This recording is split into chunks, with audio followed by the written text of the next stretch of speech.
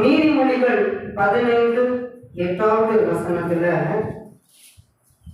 துன்மார்க்கருடைய வழி கர்த்தருக்கு அருவருப்பானது, செம்மையானவர்களின் ஜெபமோ அவருக்கு பிரியம். அல்லேலூயா. நீதிமொழிகள் 28:9 வசனத்துல, வேதத்தை கேளாதபடி தன் செவியை விளக்குவதனுடைய ஜெபமும் அருவருப்பானது. அல்லேலூயா. அல்லேலூயா.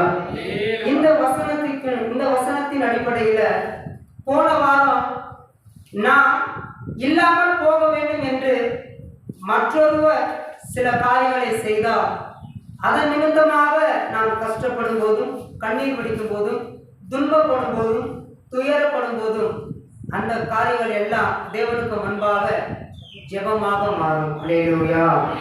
அல்லேலூயா. பார்வோன் அப்படிதான் இஸ்ரவேல் ஜனங்களுக்கு சில காரியங்களை செய்தார். அந்த வசனம் ஒரு 2 வசனத்தை வாசித்து விட்டு நான் போகலாம். ரொம்ப சத்தமா வாசிங்க. யாத்திராகமம் 1ஆம் அதிகாரம் 11வது வசனம், 13வது வசனம், 14வது வசனம். அப்படியே அவர்கள் சுமை சுமைக்கிற வேலையினால் ஒடுக்கும்படிக்கு அவர்கள் மேல் விசாரணைக்காரை வைத்தார்கள். அப்பொழுது அவர்கள் பார்வோனுக்காக பித்தோம், ராமசேஸ் என்னும் பண்டசாலை பட்டணங்களை கட்டினார்கள். எகிப்தியர் இஸ்ரவேல் புத்திரரை கொடுமையாய் வேலை வாங்கினார்கள். சாந்தும் செங்கலுமாகிய இவைகளை செய்யும் வேலையினாலும் வயலில் செய்யும் சகலவித வேலையினாலும் அவர்களுக்கு அவர்கள் ஜீவனையும் கசப்பாக்கினார்கள். அவர்களை கொண்டு செய்வித்த மற்ற எல்லா வேலைகளையும் அவர்களை கொடுமையாய் நடத்தினார்கள். மற்ற எல்லா வேலைகளிலும் அவர்களை கொடுமையா நடத்தினார்கள். அல்லேலூயா. இஸ்ரவேல் ஜனங்கள் என்ன செய்யக்கூடாது? பழுகி பெருகக்கூடாது. அவர்களை நாம் என்ன செய்யணும்? ஒடுக்கணும் அப்படின்னு சொல்லி அந்த பார்வோன் சில நியமங்களை தன்னுடைய ஆளோட்டிகளுக்கு அவர் என்ன செஞ்சிருப்பாரு? கொடுத்திருப்பாரு இல்லையா? இப்படியெல்லாம் இஸ்ரவேல் ஜனங்களை நீங்க என்ன செய்யணும்? நடக்கணும், ஒடுக்கணும், அவங்களை கஷ்டப்படுத்தணும். 5 நிமிஷத்துக்கு மேல யாராவது சாப்பிட்டுக்கிட்டு இருந்தாங்கன்னா அவங்களை என்ன செய்யணும்? கிளப்பி விட்டுறணும். ஏதாவது பேசிக்கிட்டு இருந்தாங்கன்னா அவங்களை என்ன செய்யக்கூடாது? பேசக்கூடாது. சிரிச்சு விளையாண்டாங்கன்னா அவங்களை என்ன செய்யக்கூடாது? சந்தோஷமா இருக்கக்கூடாது. இப்படியெல்லாம் சில நியமங்களை ஆளோட்டிகளுக்கு பார்வோன் என்ன செஞ்சிருப்பாரு? எழுதி கொடுத்திருப்பார். அதன் நிமித்தமாக அந்த ஆளோட்டிகள் இஸ்ரவேல் ஜனங்களை ரொம்ப கஷ்டப்படுத்தி இருக்கிறாங்க. எந்த அளவுக்குன்னா தங்களுடைய ஜீவனே கசப்பாகும் அளவுக்கு. அதாவது நான் ஏன் வாழணும்? இவ்வளவு பெரிய கஷ்டத்தை நான் அனுபவிக்கணுமா? அனுபவித்து நான் வாழணுமா அப்படின்னு நினைக்கும் அளவுக்கு அந்த பார்வோனுடைய வேலையாட்கள் இஸ்ரவேல் ஜனங்களை நடத்தினார்கள். அல்லேலூயா. அந்த நினைவு, அந்த நினைப்பு தேவனுடைய பார்வைக்கு எப்படி போனது? ஜெபமாக போனது. அல்லேலூயா. அதுதான் செம்மையானவருடைய ஜெபம் கர்த்தருக்கு பிரியம். இப்போ வேதத்தை கேளாதபடி தன் செவியை விளக்குவனுடைய ஜெபமும் அருவருப்பானது. அல்லேலூயா. அல்லேலூயா. லூக்கா 18ஆம் அதிகாரம் 10வது வசனத்துல இருந்து 14வது வசனம் வரைக்கும் வாசிப்போம். எல்லாரும் எடுத்துக்கொள்வோம். லூக்கா 18ஆம் அதிகாரம். வேதத்தை கேளாதபடி தன் செவியை விளக்குவதனுடைய ஜெபமும் அருவருப்பானது. ஆண்டவர் பார்வோன் இஸ்ரவேல் ஜனங்களை இப்படியெல்லாம் நடத்த வேண்டும் என்று சில நியமங்களை தன்னுடைய வேலையாட்களுக்கு எழுதி கொடுத்தான். நம்முடைய தேவன் தம் ஜனங்களை நடத்த வேண்டும் என்று வேதத்தை அவருடைய வேலையாட்களுக்கு தேவன் கொடுத்திருக்கிறார். அல்லேலூயா. அல்லேலூயா. அப்ப இந்த வேதத்தை வாசிக்கும் போது, தியானிக்கும் போது, அந்த வேதத்தின்படி வாழ்வதற்கு தங்களுடைய மனதை சாய்க்காமல் போனவர்களுடைய ஜெபம் கர்த்தருக்கு அருவருப்பானது. அல்லேலூயா. அந்த வேதத்தின்படி ஜெபித்தால் அவருடைய ஜெபம் கர்த்தருக்கு எப்படிப்பட்டதாக இருக்கும்? பிரியமாக இருக்கும். இன்றைக்கு இந்த காரியத்தை தான் நம்ம என்ன செய்ய போறோம்? பார்க்க போறோம். பார்வோனுடைய வேலையாட்கள் ரொம்ப துரிதமாய் அவனுடைய கட்டளைக்கு அப்படியே கீழ்படிஞ்சிருக்கிறாங்க. ஏன்னா இஸ்ரவேல் ஜனங்களுக்கு என்ன வந்திருக்கு? தன் ஜீவனம் கசப்பாகும் அளவுக்கு அவருடைய எண்ணம் என்ன செஞ்சிருக்கு வந்திருக்கு. ஆனா தேவனுடைய வேலையை செய்கிற வேலையாட்கள் தேவன் சொன்ன காரியத்தை அப்படியே செய்கிறார்களா என்றால் அது ஆச்சரியக்குறிதான், இல்ல கேள்விக்குறிதான். அல்லேலூயா, அல்லேலூயா. ஏன்னா ஆண்டவர் இப்படித்தான் இருக்க வேண்டும் என்று வேதத்தை நம்ம சில வேதங்கள் அல்ல, ஒரே வேதத்தை தான் தேவன் என்ன செஞ்சிருக்கிறாரு கொடுத்திருக்கிறார். அந்த வேதத்துல அநேக காரியங்களை தேவன் வைத்திருக்கிறார், ஒழுங்குகளை வைத்திருக்கிறார். அப்ப ஒருவர் உயர்த்தப்பட வேண்டும் என்றால் அவர்கள் தாழ்மையாக இருக்க வேண்டும். அதான் இன்றைக்கு வசனம். லூக்கா 18ஆம் அதிகாரம் 10வது வசனத்துல இருந்து 14வது வசனம் வரைக்கும் 2 மனுஷர் ஜெபம் பண்ணும்படி தேவாலயத்துக்கு போனார்கள். ஒருவன் பரிசேயன், மற்றவன் ஆயக்காரன். பரிசேயன் நின்று, தேவனே, நான் பரிகாரர், அநியாயக்காரன், விபச்சாரக்காரர் ஆகிய மற்ற மனுஷரை போலவும் இந்த ஆயக்காரனை போலவும் இராததினால் உண்மை ஸ்தோத்திரிக்கிறேன். வாரத்தில் 2 தரம் உபவாசிக்கிறேன். என் சம்பாத்தியத்தில் எல்லாம் தசம பாகம் செலுத்தி வருகிறேன் என்று தனக்குள்ளே ஜெபம் பண்ணினான். ஆயக்காரன் தூரத்திலே நின்று தன் கண்களையும் வானத்துக்கு ஏறெடுக்க துணியாமல் தன் மார்பிலே அடித்துக் கொண்டு, தேவனே, பாவியாகிய என்மேல் கிருபையாயிரும் என்றான். அவன் அல்ல, இவனே நீதிமானாக்கப்பட்டவனால் தன் வீட்டுக்கு திரும்பி போனான் என்று உங்களுக்கு சொல்லுகிறேன். ஏனெனில் தன்னை உயர்த்துகிறவனும் தாழ்த்தப்படுவான், தன்னை தாழ்த்துகிறவன் உயர்த்தப்படுவான் என்றார். அல்லேலூயா, அல்லேலூயா. ஆயக்காரன் சபையில தேவனுக்கு பக்கத்துல இல்ல, ஆனா பரிசேயன் தேவனுடைய சமூகத்துல எங்க இருக்கிறான்? ரொம்ப பக்கத்துல இருக்கிறான். ஆனா பெருமையோடு இருப்பதனால தேவனுக்கு பக்கத்துல இருந்தாலும் அவன் தேவனுக்கு தூரமாக இருக்கிறான். அல்லேலூயா, அல்லேலூயா. தூரமாக இருந்தாலும் அவன் தாழ்மையாக இருந்ததுனால அவன் தேவனுக்கு பக்கத்துல வந்துட்டான். அல்லேலூயா. அப்போ வேதத்தை கேட்டு அதன்படி நம்ம நடந்தோம்னா நம்முடைய ஜெபம் கர்த்தருக்கு பிரியமாக இருக்கும். அப்ப வேதம் என்ன சொல்லுகிறது? தாழ்மையா இருக்கணும். எப்படி இருக்கணும்? தாழ்மையா இருக்கணும். தாழ்மையா இருக்கணும் அப்படிங்கிற தலைப்பு அடிப்படையில பல காரியங்கள் இருக்கிறது. அப்போ ஒரு தலைப்புக்கு கீழே அநேக காரியங்களை தேவன் என்ன செஞ்சிருக்கிறாரு? நம்ம ஜெபம் பண்ணி முடித்ததற்கு பின்பு தேவன் நமக்கு ஒரு ஆலோசனை கொடுத்திருப்பார் இல்லையா? அந்த ஆலோசனைப்படி நம்ம வாழணும். எவ்வளோ நாள் நம்ம வாழாமல் இருக்கிறோமோ அவ்வளோ நாள் நம்மளுடைய ஜெபம் அந்த இடத்துல இருக்கும். என்றைக்கு நாம் அவர் சொன்ன ஆலோசனைப்படி நம்ம வாழ்கிறோமோ அப்போ தான் அந்த ஜெபம் எங்கே போகும்? முழுமை பெற்று தேவனுடைய சமூகத்துக்கு போகும். அல்லேலூயா, அல்லேலூயா. ஞானஸ்தானம் எடுத்தாச்சு, ஆனால் ஆவியிலையும் அவர்கள் என்ன செய்யணும்? பிறக்கணும். ஆவியிலே என்ன செய்யணும்? பிறக்கணும். அப்போ ஆவியில் எப்படி பிறக்க முடியும்? அது ஒரு சப்ஜெக்டாக போகும். ஞானஸ்தானம் அது ஒரு சப்ஜெக்டாக என்ன செய்யும்? போகும். அதையெல்லாம் முடிவு ஃபுல்லாக தெரிந்து கடைசியில் ஒரு புள்ளியில் போய் நிற்கும்ல, அந்த காரியத்தை நாம் செய்யும் வரைக்கும் அந்த செயல் என்ன செய்யாது? முடிவு புரியாது. இப்போ நம்ம ரட்சிக்கப்பட்டுட்டோமா? ரட்சிக்கப்பட்டுக்கிட்டு இருக்கிறோமா? ரட்சிக்கப்பட்டுக்கிட்டே இருக்கோம்னா இன்னும் நம்ம என்ன செய்யலை? முழுமை பெறவில்லை. முழுமை பெறாமல் இருக்கும் பொழுது தேவனுடைய ராஜ்யத்துக்குள் நம்மளால் என்ன செய்ய முடியாது? பிரவேசிப்பதற்கு வாய்ப்பு இருக்காது. அல்லேலூயா, அல்லேலூயா. அப்ப ஜெபம், வேதத்தை கேளாதபடி தன் செவியை விளக்குகிறவருடைய ஜெபம் கர்த்தருக்கு எப்படி இருக்கு? அருவருப்பா இருக்கு. அல்லேலூயா, அல்லேலூயா. அப்ப வேதத்தின்படி இதெல்லாம் என்னால் வாழ முடியாது, பரவாயில்லை. இந்த மாதிரியான செயலெல்லாம் எங்களால் செய்ய முடியுமா? இவங்க 2 பேரும் ஜெபம் பண்ண போறாங்க. ஒருவன் பரிசேயன், ஒருவன் ஆயக்காரன். பரிசேயன் எப்படி ஜெபம் பண்றான்? தான் செய்த எல்லா காரியத்தையும் அவன் என்ன செஞ்சுக்கிட்டு இருக்கிறான்? சொல்லிக்கிட்டு இருக்கிறான்.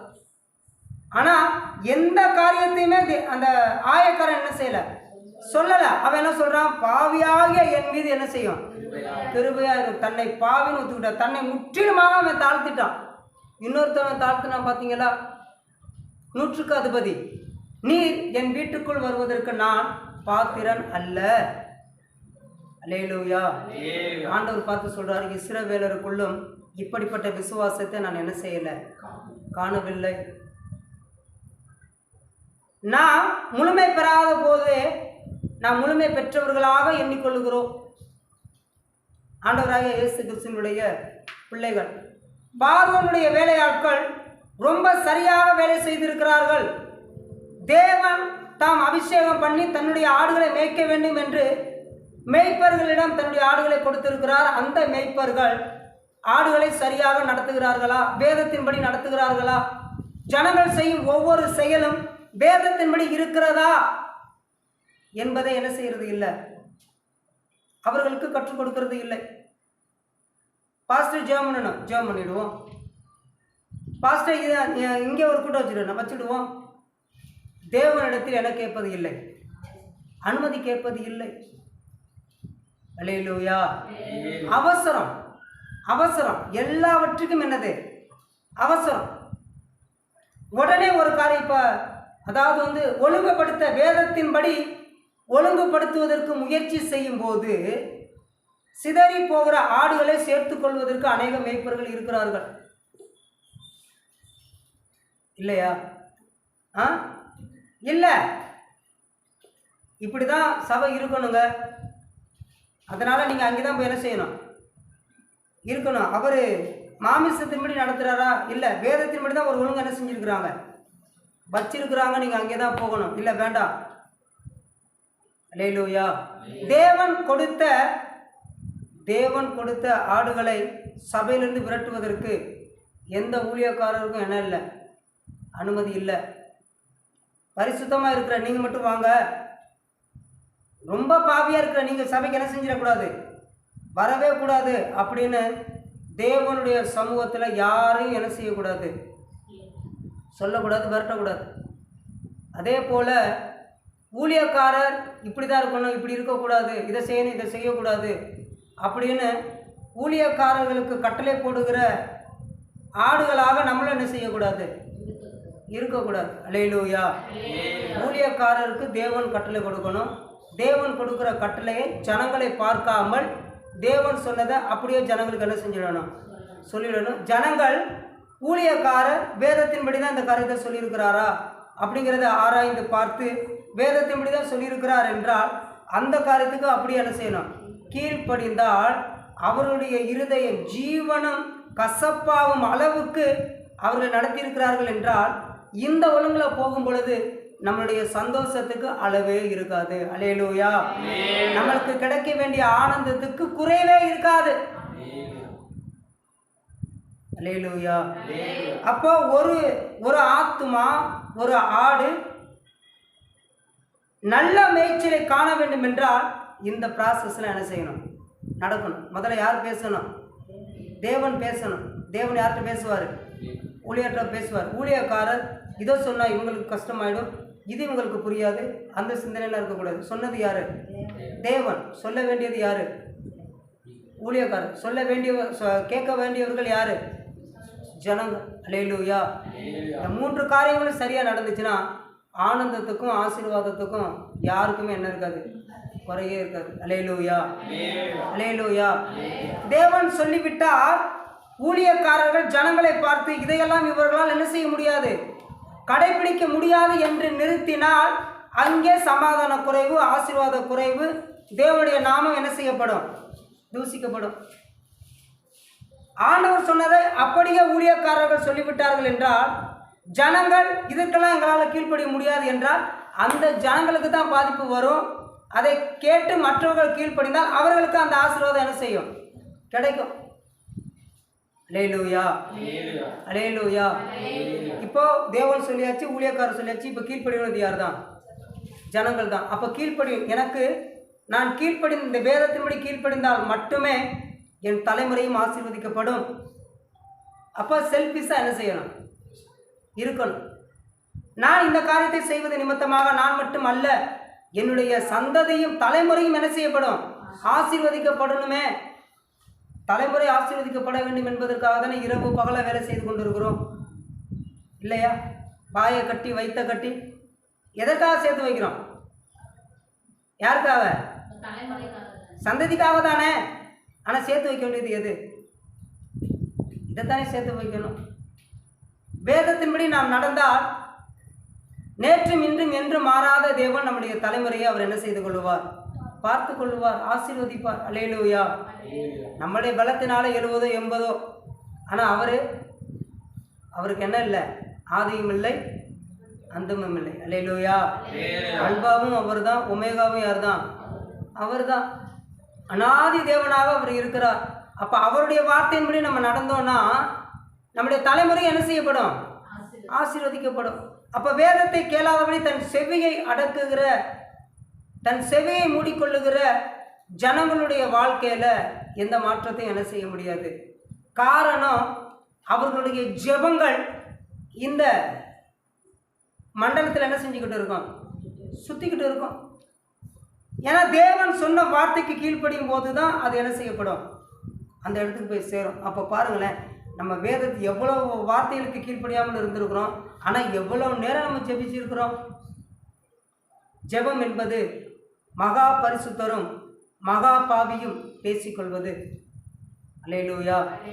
மகா பாவி ஒருபோதும் மகா பரிசுத்தரை தீட்டுப்படுத்த முடியாது. ஆனால் மகா பரிசுத்தருக்கு முன்பாக அமர்ந்திருக்கிற மகா பாவி நிச்சயமாக பரிசுத்தமாக முடியும். அல்லேலூயா. அல்லேலூயா. அப்போ அவருக்கு வல்லமை குறைந்து போயிட்டா? இல்லை, நம்ம அவர் சொன்னதுபடி என்ன செய்யலை. இந்த பரிசேயன் என்ன நினச்சிருப்பான்னு பாருங்களேன். நம்ம சபைக்குள்ளே இருக்கிறோம், புல்பீட்டுக்கு பக்கத்தில் இருக்கிறோம், எல்லாத்துலையும் நம்ம சரியாக இருக்கிறோம் அப்படிங்கிற ஒரு மேன்மையான எண்ணத்தில் அவன் என்ன செஞ்சிருக்கிறான்? பக்கத்தில் இருக்கிறான். மேன்மையாக இருக்கிற யாருடைய அருகிலும் தேவன் நிற்க மாட்டார் என்பதற்கு இது ஒரு உதாரணம். நீங்கள் மேன்மையாக இருக்கிறீங்களா, உங்கள் பக்கத்தில் தேவன் இருக்கவே மாட்டார். அப்படிதான் இங்கே போட்டிருக்கு இல்லையா? பரிசேயன் எப்படி இருந்திருக்கிறான்? மேன்மையாக இருந்திருக்கிறான். அவர் அருமையாக சொல்கிறார் பாருங்களேன். எப்படி சொல்கிறாரு? அந்த 14வது வசனத்தில் அவன் அல்ல, அவன்னா யார் சொல்லுவோம்? அவன் அப்படின்னா யாரு? தூரத்தில் நிற்கிறார், அவரை பார்த்துதான் யாருன்னு சொல்லுவோம்? அவன் அல்ல, இவனே நீதிமானாக்கப்பட்டவனாய். அப்ப இவன்னா யாரு? பக்கத்தில் இருக்கிறான். அப்ப இவன் யாரா இருந்திருக்கிறா? ஆயக்காரன். ஆனா அவன் எங்கே இருந்திருக்கிறான்? தூரமா இருந்திருக்கிறான். ஆனா அவனுக்குள்ள என்ன இருந்திருக்கு? தாழ்மை இருந்திருக்கு. அல்லேலூயா. அப்ப நாம் தாழ்மையாக இருந்தால் நம் பக்கத்தில் தேவன் இருப்பது நிச்சயம். எனக்குள்ள தாழ்மை இருக்குன்னு சொல்றது அல்ல. தாழ்மையா எப்படியெல்லாம் நடந்து கொள்ளலாம், தாழ்மையா நம்மளுடைய பேச்சு, நம்மளுடைய செயல், நம்முடைய சிந்தை எப்படியெல்லாம் இருக்கணும். ஏன்னா தேவனுக்கு முன்பாக என்னை என்ன செய்யக்கூடாது? உயர்த்தி கொள்ளக்கூடாது. இந்த செயலெல்லாம் யாரால் வந்திருக்கிறது? தேவனால் வந்திருக்கிறது. அல்லேலூயா. அல்லேலூயா. நம்மை நடத்துகிற ஊழியக்காரர் மாமிசத்தின்படி நடத்துகிறாரா? அவருடைய ஆசீர்வாதத்துக்காக, அவருடைய பிரயோஜனத்துக்காக நடத்துகிறாரா? அதை நம்ம சரியாக என்ன செஞ்சுக்கணும்? தெரிஞ்சுக்கணும். ஏன்னா ஆண்டவர் சொல்லியிருக்கிறாரு, கடைசி நாட்களில் என்னைய காட்டிலும் அநேக அற்புதங்கள் அவர்கள் என்ன செய்வார்கள்.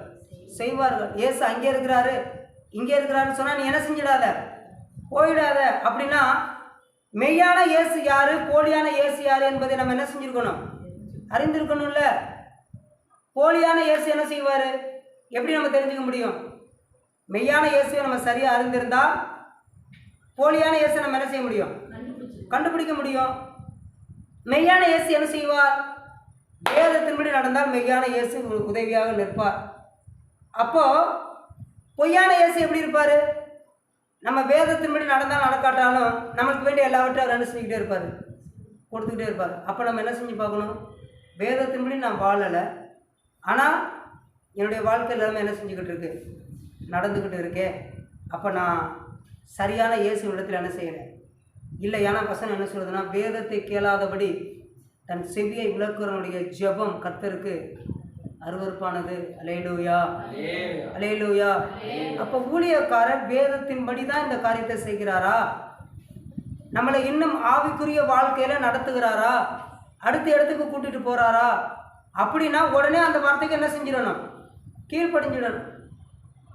இல்லை மாமிசத்தின்படி ஒரு காரியத்தை செய்தால் அந்த காரியத்தில் நம்மளுடைய ஈடுபாடு எதுவும் இல்லாமல் நம்மளை நம்ம என்ன செஞ்சுக்கலாம், விலக்கிக்கலாம். அல்லேலூயா, அல்லேலூயா.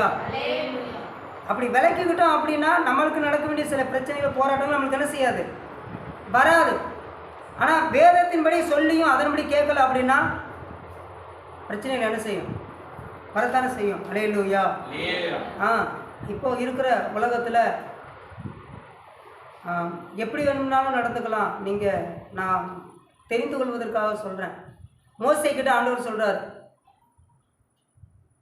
அந்த செடி எரியுது, ஆனால் அது என்ன செய்யலை, கருகி போகலை, வெந்து போகலை. அதை பார்க்க வேண்டும் என்பதற்காக மோசே பக்கத்தில் போகும்போது ஆண்டவர் சொல்கிறார், அதில் நீங்கள் வாசித்து பாருங்களேன், கர்த்தர்னு இருக்கும், ஆனால் பேசுவது யாராக இருக்கும், தேவன் பேசுகிறான்னு இருக்கும். அந்த வசனத்தை வாசிப்போமா? யாத்திராகமம் 3ஆம் அதிகாரம் எடுத்துக்கோங்களேன். அதை படிக்கும்போது எனக்கு ரொம்ப ஆச்சரியமாக இருந்தது. அப்போது பிதா, குமாரன், பரிசுத்த ஆவி 3 பேர் என்ன தான் செஞ்சுருக்கிறாங்க, ஒரே இடத்துல தான் இருந்துருக்குறாங்க. பாருங்கள், 2வது வசனம், யாத்திராகமம் 3ஆம் அதிகாரம் 2வது வசனத்தில், அங்கே கர்த்தருடைய தூதனானவர் ஒரு முச்செடி நடுவிலிருந்து உண்டான அக்னி ஜுவாலையிலே நின்று அவனுக்கு தரிசனமானார். அப்பொழுது அவன் உற்று பார்த்தான், முச்செடி அக்னியால் ஜுவாலித்து எரிந்தும் அது வெந்து போகாமல் இருந்தது. அப்பொழுது மோசே, இந்த முச்செடி வெந்து போகாது இருக்கிறது என்ன? நான் கிட்ட போய் இந்த அற்புத காட்சியை பார்ப்பேன் என்றான். அவன் பார்க்கும்படி கிட்ட வருகிறதை கர்த்தர் கண்டார். யார் பார்க்கிறா? கர்த்தர் பார்க்கிறார். முச்செடி நடுவிலிருந்து தேவன் அவனை நோக்கி, அல்லேலூயா, அல்லேலூயா, மோசே, மோசே என்று கூப்பிட்டார். அவன், இதோ அடியேன் என்றார். அல்லேலூயா. பார்க்கிறது யாரு, பேசுறது யாரு? தேவன். அல்லேலூயா. அப்போ மூவரும் ஒரே இடத்துல தான் என்ன செஞ்சிருக்கிறாங்க, இருந்திருக்கிறாங்க.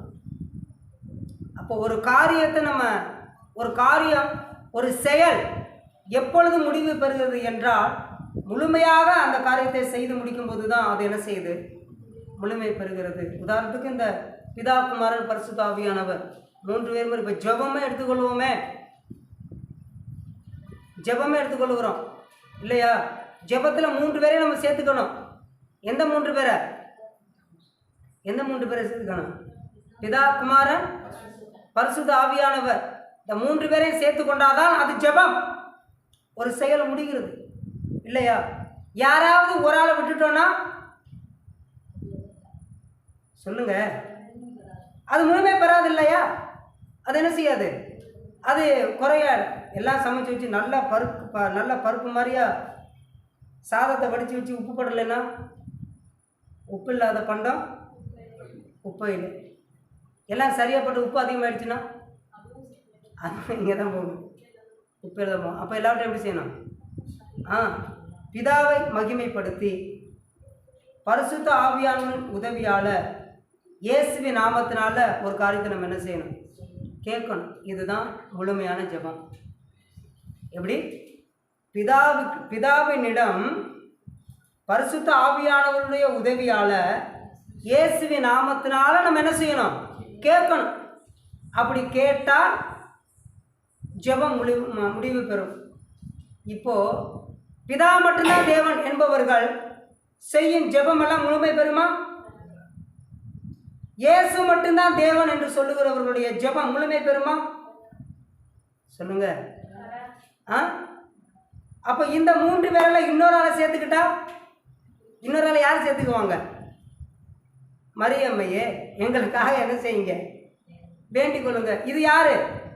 இந்த ஒழுங்குகளை இன்னொரு ஆள் என்ன செய்கிறாங்க, சேர்த்துக்கிறாங்களா? அருளப்பரே, செபஸ்தியாரே, அருளானந்தையரே, இது எங்களுக்காக என்ன செய்யுங்க, உங்களோட ஜெபத்தில் என்ன செஞ்சுக்குங்க, சேர்த்துக்குங்க.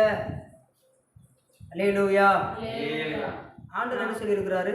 பிதாவை மகிமைப்படுத்தணும், பரிசுத்த ஆவியானவருடைய உதவியோடு இயேசுவின் நாமத்தினால் நம்ம என்ன செய்யணும்?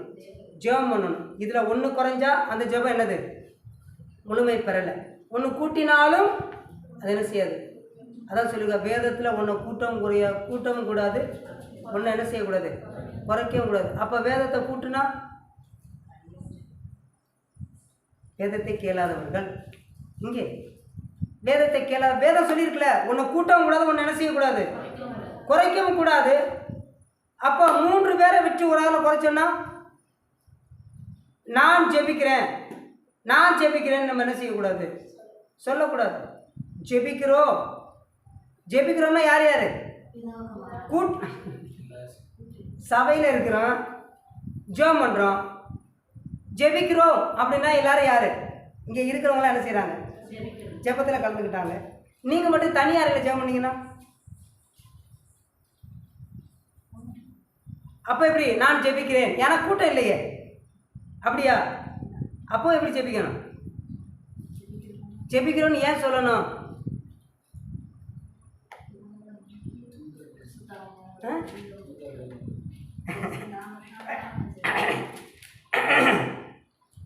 அதாவது பிதா, குமாரன், பரிசுத்த ஆவி, அவங்கள ஒன்று கூட்டம் கூடாது, குறைக்கக்கூடாது.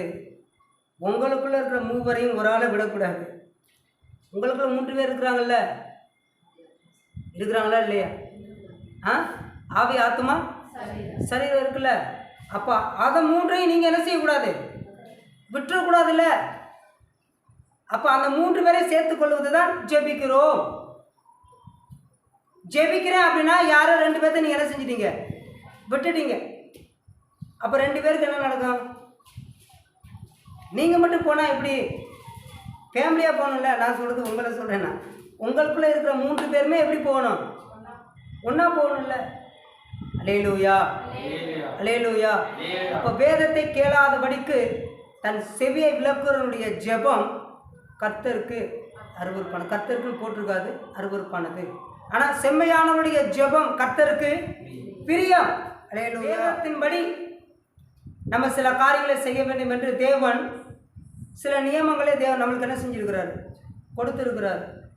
அதன்படி யாரெல்லாம் நடந்து கொள்கிறார்களோ அவர்களுடைய வாழ்க்கையில் எந்த அளவுக்கு இஸ்ரவேல் ஜனங்களுடைய ஜீவன் கசப்பானதோ அதை காட்டிலும் அதிக மடங்கு இப்படி நடக்கிறவர்களுடைய ஜீவன் சந்தோஷமாக இருக்கும், மகிழ்ச்சியாக இருக்கும், நம்பிக்கையோடு இருக்கும், விசுவாசத்தோடு இருக்கும். அல்லேலூயா, அல்லேலூயா. அப்போ எந்த காரியத்தை நாம் செய்தாலும் தேவனுக்காக செய்வதாக இருந்தால் அதை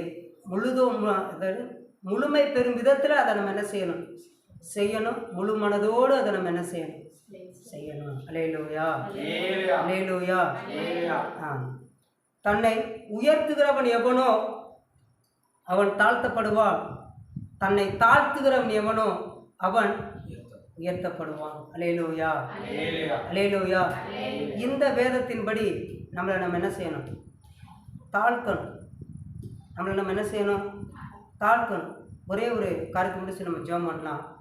தன் கண்களை வானத்துக்கு ஏறெடுக்க கூட துணியாமல், தேவனே பாவியாக என் மீது என்ன எப்படி இரும், கிருபையாயிரும் அப்படின்னு அவர் சொல்லியிருக்கிறாருன்னா யாருக்கு முன்பாக அப்படி நிமிர்ந்து பார்க்க மாட்டாங்க தெரியுமா?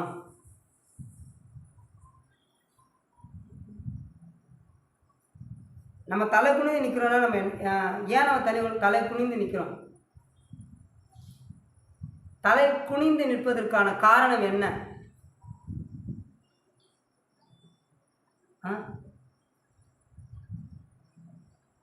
தெரியலையா?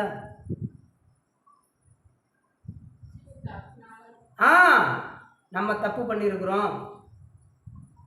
நம்ம என்ன செஞ்சிருக்கோம், தப்பு பண்ணினவங்க தான் தலை குனிந்து என்ன செய்வாங்க, நிற்பாங்க. யாருக்கு முன்பாக? தப்பு பண்ணாதவங்களுக்கு முன்பாக. அல்லேலூயா, அல்லேலூயா. அப்போ இவனுடைய வாய் மட்டுமல்ல, வார்த்தை மட்டுமல்ல, இவனுடைய செயலும் எப்படி இருந்திருக்கு, தாழ்மையாக தானே இருந்திருக்கு. தலையை அவன் குனிஞ்சுக்கிட்டு எப்படி சொல்லியிருப்பான், தேவனே என் மீது எப்படி இருக்கும், கிருபையாயிரும். நம்ம சொல்லுவோம், தேவனே என் மீது எப்படி இருக்கும், கிருபையாயிரும். நம்ம மேலே பார்த்து தான் சொல்லுவோம். நம்ம சொல்கிறது ஒன்று, செயல் எப்படி இருக்கு, புரியுதா உங்களுக்கு? ஆண்டவரே நான் தாழ்மையாக இருக்கிறேன் அப்படின்னு நம்ம எப்படி சொல்கிறோம்? அப்படின்னா நீ தலையை குனிஞ்சில நிற்கணும். அப்படி தானே அவன் பக்கத்தில் வந்துருக்குறான். சொல்லும் செயலும் எப்படி இருக்கணும், ஒரே மாதிரியா இருக்கணும்ல. நம்ம சொல்கிறது ஒன்றா இருக்குது, செய்கிறது எப்படி இருக்குது, வேறு மாதிரியா இருக்குது. அப்போ நம்முடைய ஜெபம் என்ன செய்யும், அலசல் ஆடும், அப்படி சுற்றிக்கிட்டே இருக்கும். அல்லேலூயா. அவன் அந்த வசனத்தை நம்ம வாசிப்போம். அதோட நம்ம ஜெபம் பண்ணலாம். லூக்கா 18ஆம் அதிகாரத்தில் 14வது வசனம்னு நினைக்கிறேன். அதை எடுங்க, நம்ம வாசிப்போம், ஜெபம் பண்ணுவோம். ஸ்தோத்திரம். 13. ஆயக்காரன் தூரத்திலே நின்று தன் கண்களை வானத்துக்கு ஏறெடுக்க துணியாமல் தன் மார்பிலே அடித்துக்கொண்டு, தேவனே, பாவியாகிய என் மேல் கிருபையாயிரும் என்றான். அல்லேலூயா, அல்லேலூயா. கரங்களை வானத்துக்கு நீட்டாமல் தன்னுடைய மார்பில் அவன் என்ன செஞ்சுக்கிட்டான்? அடிச்சுக்கிட்டான். அவனுடைய செயலும் தாழ்மையாக இருந்திருக்கிறது, அவனுடைய சொல்லும் தாழ்மையாக இருந்திருக்கிறது. அதனால தான் அவன் தேவனுக்கு பக்கத்தில் போயிருக்கிறானா? தேவன் அவன் பக்கத்தில் வந்திருக்கிறாரா? தேவன் அவன் பக்கத்தில் போயிருக்கிறார். அல்லேலூயா. நீங்கள் சொல்லுங்கள், நீங்கள் இப்போ தேவன் பக்கத்தில் இருக்கிறீங்களா, இல்லை தேவன் உங்கள் பக்கத்தில் வரணுமா? தேவன் உங்கள் பக்கத்தில் வரணும்னா இந்த ஆயக்காரனுடைய செயல் நம்மளுடைய வாழ்க்கையில் என்ன செய்யணும்? இருக்கணும்.